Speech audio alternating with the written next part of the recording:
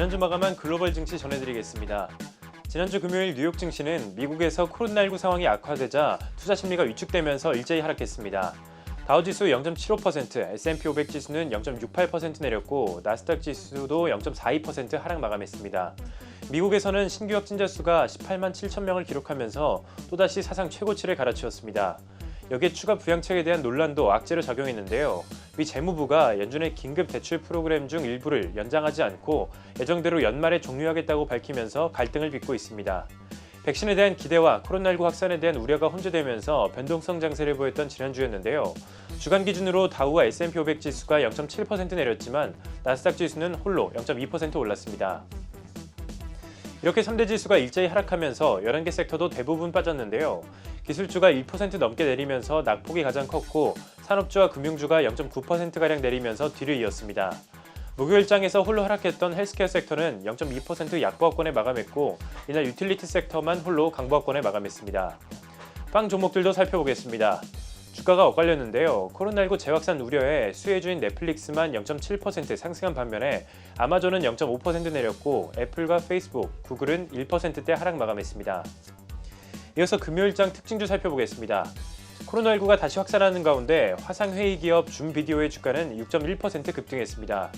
코로나19 대표 수혜주 중 하나인 줌비디오는 주가가 올해에만 550% 폭등했습니다.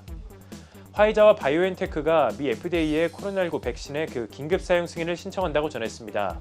화이자는 다음 달 중순쯤이면 FDA가 긴급 사용을 승인할 것으로 기대하고 있고 승인될 경우에 즉시 유통할 수 있도록 하겠다고 밝혔는데요.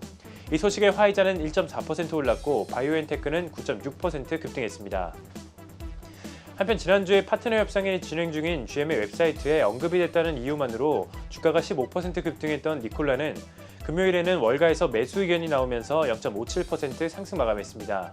투자은행 루프캐피탈은 니콜라에 대한 투자 의견을 매수 등급으로 상향했고 목표가도 35달러로 올렸는데요. 이날 종가 기준보다 32%가량 높은 수준입니다. 다음은 조금 생소한 기업일 수도 있는데요. 중국 전기차 회사 니오가 올해 들어 1100% 가까이 오른 가운데 이번에는 미국의 소형 전기차 기업들이 바이든 행정부 정책에 대한 기대감으로 탄력을 받고 있습니다. 그중에서 아키모토와 블링크, 빔 등이 주목을 끌고 있는데요. 아키모토는 미국 전기차 제조업체로 금요일에 올랜도시와 파트너십을 체결하겠다고 밝히면서 6.3% 상승했습니다. 미국 내 1위 전기차 충전업체인 블링크는 최근 전기차 수요가 높아지는 가운데 전기차 충전 관련 시장이 더 커질 것이란 분석이 나왔습니다. 이날 23% 급등해 52주 신고가를 갈아치웠는데요. 지난주에만 70% 넘게 올랐습니다.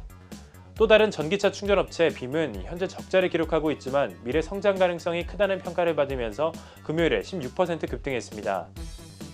빔은 태양열을 사용해 충전하는 방식을 사용하고 있습니다. 마지막으로 상품 시장입니다. 코로나19 백신과 선유국들의 감산 강화에 대한 기대감으로 상승 마감했습니다.